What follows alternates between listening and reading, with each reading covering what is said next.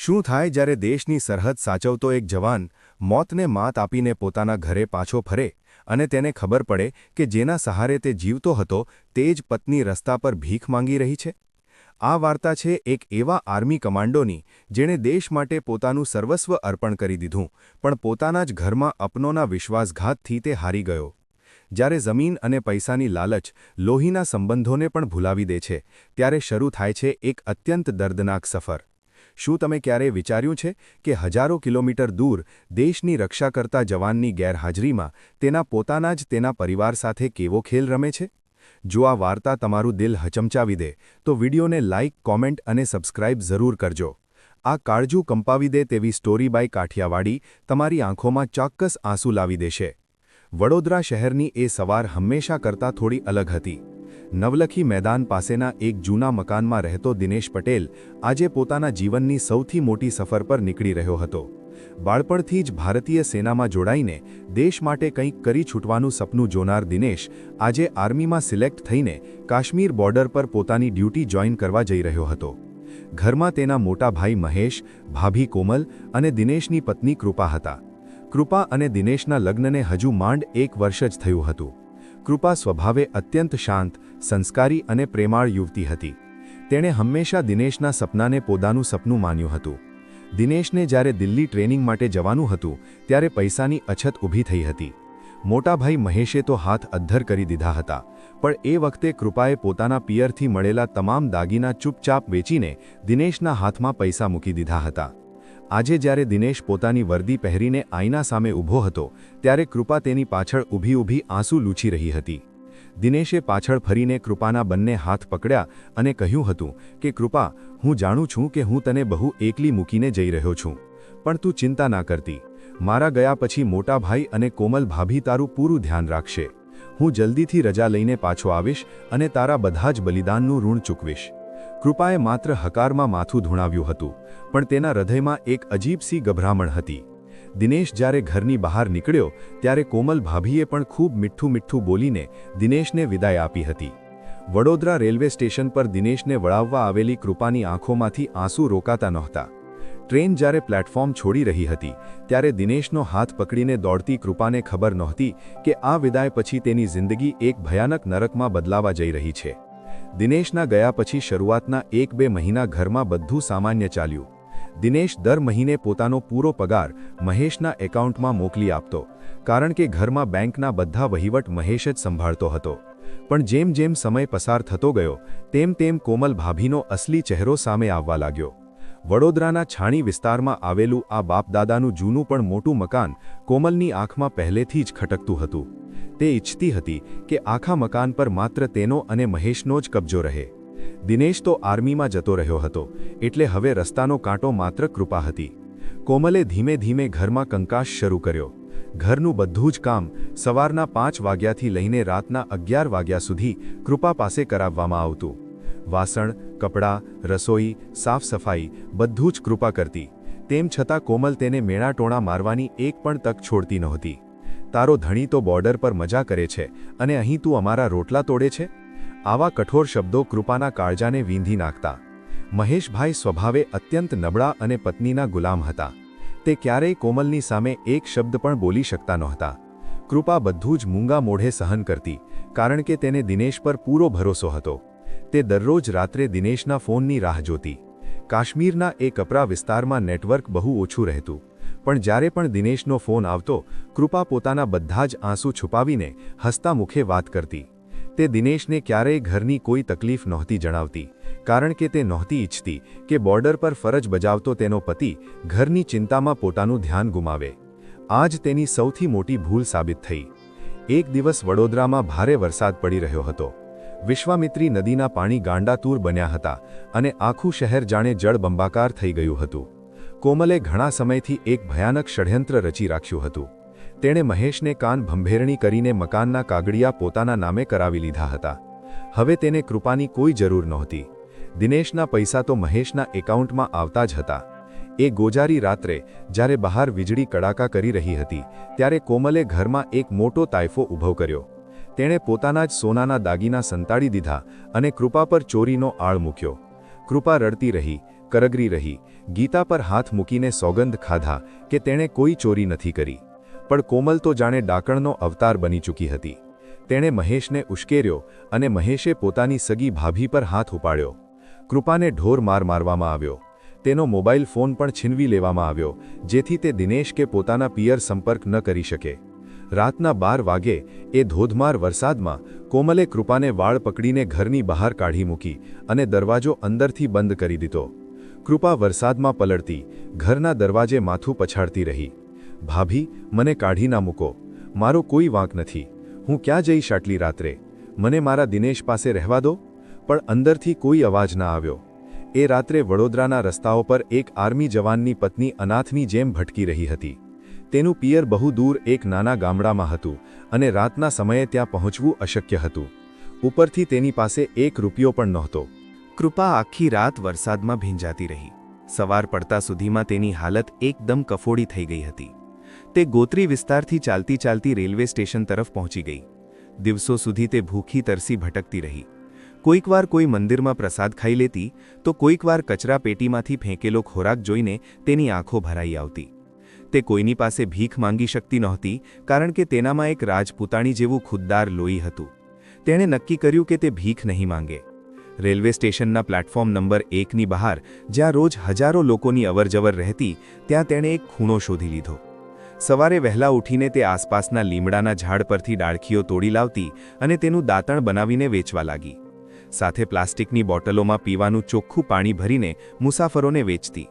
દિવસ રાત સ્ટેશનની ધૂળ, ગરમી, ઠંડી અને લોકોના તિરસ્કાર ભર્યા શબ્દો સહન કરીને કૃપા ધીમે ધીમે પોતાની ઓળખ ગુમાવી રહી હતી. તેના સુંદર વાળ હવે ગૂંચવાઈ ગયા હતા. ચહેરા પર ધૂળ અને થાકના થર જામી ગયા હતા. કપડાં ફાટીને ચીંથરા થઈ ગયા હતા. જે સ્ત્રીને જોઈને કોઈની પણ નજર થંભી જતી, આજે તેને જોઈને લોકો મોઢું ફેરવી લેતા હતા. કોઈ તેને પાગલ સમજતું તો કોઈ ભિખારણ. પણ આ બધાની વચ્ચે કૃપાના હૃદયમાં માત્ર એક જ આશા જીવંત હતી: દિનેશ. રોજ જ્યારે પણ કોઈ મિલિટરીની ટ્રેન સ્ટેશન પરથી પસાર થતી, ત્યારે કૃપા બધું પડતું મૂકીને ડબ્બાની બારીઓ સામે તાકી રહેતી. તેને વિશ્વાસ હતો કે એક દિવસ તેનો દિનેશ જરૂર પાછો આવશે અને તેને આ નરકમાંથી મુક્ત કરાવશે. બીજી બાજુ બોર્ડર પર દિનેશ જ્યારે પણ ઘરે ફોન કરતો, ત્યારે કોમલ બહાનું કાઢી દેતી કે કૃપા તો પિયર ગઈ છે અથવા આડોશ પાડોશમાં ગઈ છે. ધીમે ધીમે કોમલે દિનેશને એવું કહી દીધું કે કૃપા તો કોઈ બીજા સાથે ભાગી ગઈ છે. આ સાંભળીને દિનેશ અંદરથી તૂટી ગયો હતો, પણ તેને પોતાની કૃપાના પ્રેમ પર પૂરો વિશ્વાસ હતો. 3 વર્ષનો લાંબો અને કઠોર સમય વીતી ગયો. 3 વર્ષના વિરહ અને પીડા પછી આખરે એ દિવસ આવ્યો જ્યારે દિનેશને 1 મહિનાની રજા મળી. આ 3 વર્ષમાં દિનેશ એક સામાન્ય સૈનિકમાંથી પ્રમોશન મેળવીને NSG કમાન્ડો બની ચૂક્યો હતો. તેની છાતી પર શૌર્યના મેડલ ચમકી રહ્યા હતા, પણ તેના હૃદયમાં એક ખાલીપો હતો. તેણે નિર્ણય લીધો હતો કે તે ઘરે જઈને સીધો જ કૃપાને શોધવા નીકળશે. ટ્રેન જ્યારે ગુજરાતમાં પ્રવેશી, ત્યારે દિનેશના હૃદયની ધડકન તેજ થઈ રહી હતી. તેણે પોતાની કમાન્ડોની વર્દી પહેરી હતી. આંખો પર કાળા ચશ્મા, મજબૂત બાંધો અને ચહેરા પર દેશની રક્ષા કરવાનો ગર્વ.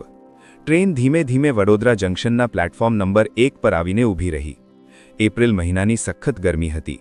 પ્લેટફોર્મ પર મુસાફરોની ભારે ભીડ હતી. દિનેશ પોતાની બેગ લઈને ટ્રેનમાંથી નીચે ઉતર્યો.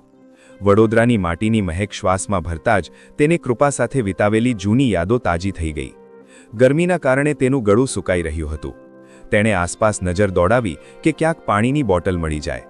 ત્યાં જ તેની નજર પ્લેટફોર્મના એક ખૂણા પર પડી.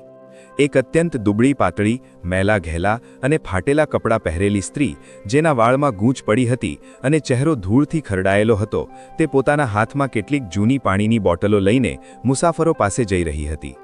લોકો તેને હળધૂત કરીને દૂર ભગાડી રહ્યા હતા. તે સ્ત્રી ધીમા અને કાંપતા પગલે દિનેશ તરફ આગળ વધી. દિનેશ પોતાની ધૂનમાં બેગ સરખી કરી રહ્યો હતો. એ સ્ત્રીએ પોતાનો ધ્રુજતો અને મેલો હાથ લંબાવીને ધીમા અવાજે કહ્યું, સાહેબ, પાણીની બોટલ? ફક્ત ₹10. સાહેબ, લઈ લો ને, સવારથી કંઈ ખાધું નથી. એ અવાજ, એ તૂટેલો, દર્દથી ભરેલો પણ અતિ પરિચિત અવાજ દિનેશના કાનમાં પડ્યો અને તેના આખા શરીરમાં વીજળી દોડી ગઈ. 3 વર્ષથી જે અવાજ સાંભળવા માટે તેના કાન તરસી રહ્યા હતા, એ અવાજ અહીં રેલવે સ્ટેશન પર? દિનેશે ધીમેથી પોતાની આંખો પરથી ચશ્મા હટાવ્યા. તેણે એ સ્ત્રીના હાથ તરફ જોયું. એ કાપતા હાથના કાંડા પર એક કાળો દોરો બાંધેલો હતો, જે દિનેશે પોતે જ વિદાય વખતે કૃપાને બાંધ્યો હતો. દિનેશની શ્વાસ જાણે અટકી ગઈ. તેણે ધીમેથી માથું ઊંચું કરીને એ સ્ત્રીના ચહેરા તરફ જોયું. એ ધૂળવાળો ચહેરો, એ ઊંડી ઉતરી ગયેલી આંખો, એ બીજું કોઈ નહીં પણ તેની પોતાની પત્ની, તેની જીવથી પ્યારી કૃપા હતી. દિનેશના હાથમાંથી બેગ છૂટી ગઈ. ધડામ કરતો અવાજ આવ્યો અને પ્લેટફોર્મ પર જાણે સમય થંભી ગયો. જમીન દિનેશના પગ નીચેથી સરકી ગઈ. જે પત્નીને તે રાણીની જેમ રાખવા માંગતો હતો, તે આજે તેના પગમાં પાણીની બોટલ વેચી રહી હતી. કૃપાએ પણ જ્યારે સામે ઊભેલા વર્દીધારી કમાન્ડોનો ચહેરો જોયો, ત્યારે તેના હાથમાંથી પાણીની બોટલો છૂટીને નીચે પડી ગઈ. બંનેની નજરો મળી.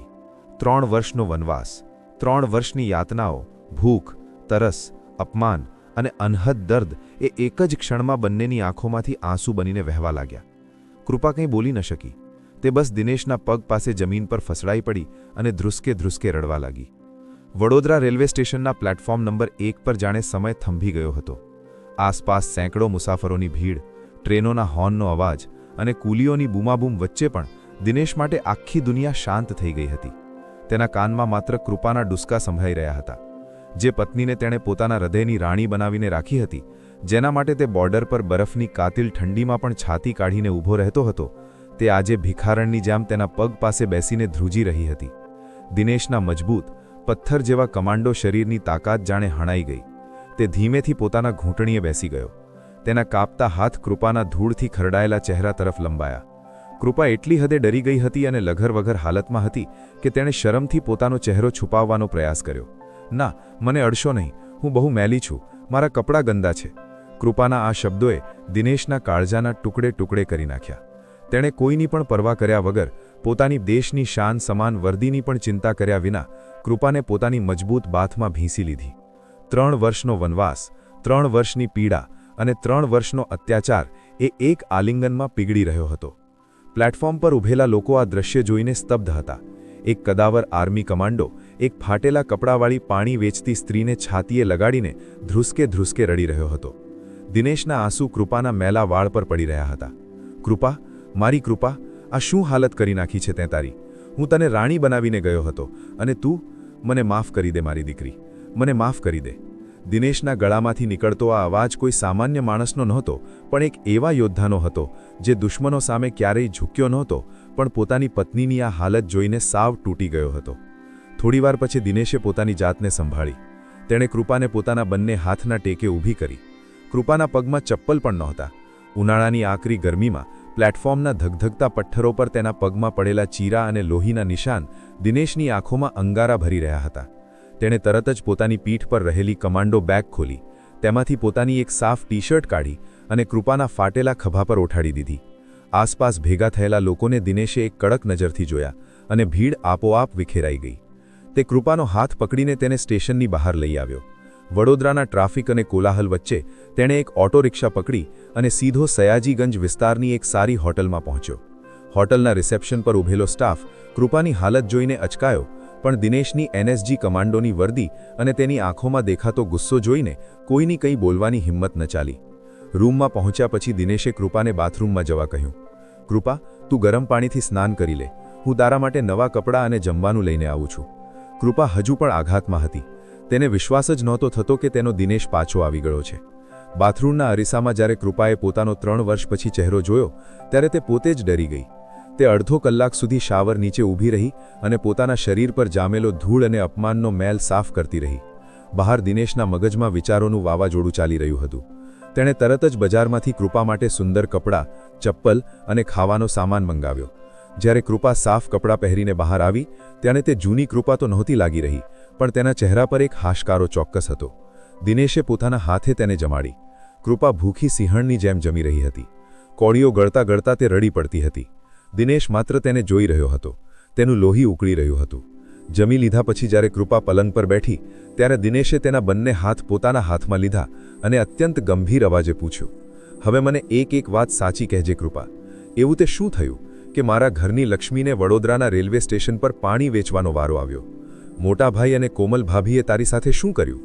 કૃપાની આંખોમાં ફરી એકવાર એક કાળી રાતનું દ્રશ્ય તાજું થઈ ગયું. તેણે ધ્રુજતા અવાજે શરૂઆત કરી. તેણે દિનેશને એ ગોઝારી રાતની વાત કહી, જ્યારે ભારે વરસાદમાં કોમલે તેના પર ચોરીનો આડ મૂકીને તેને વાળ પકડીને ઘરમાંથી કાઢી મૂકી હતી. મહેશભાઈએ તેને ઢોર માર માર્યો હતો અને ફોન પણ છીનવી લીધો હતો. તેણે જણાવ્યું કે કેવી રીતે તે દિવસો સુધી ભૂખી તરસી રસ્તાઓ પર ભટકતી રહી, કેવી રીતે અમુક લુખ્ખા તત્વોએ તેને પરેશાન કરવાનો પ્રયાસ કર્યો અને તેણે પોતાની ઇજ્જત બચાવવા સ્ટેશનના કચરાપેટી પાછળ રાતો વિતાવી.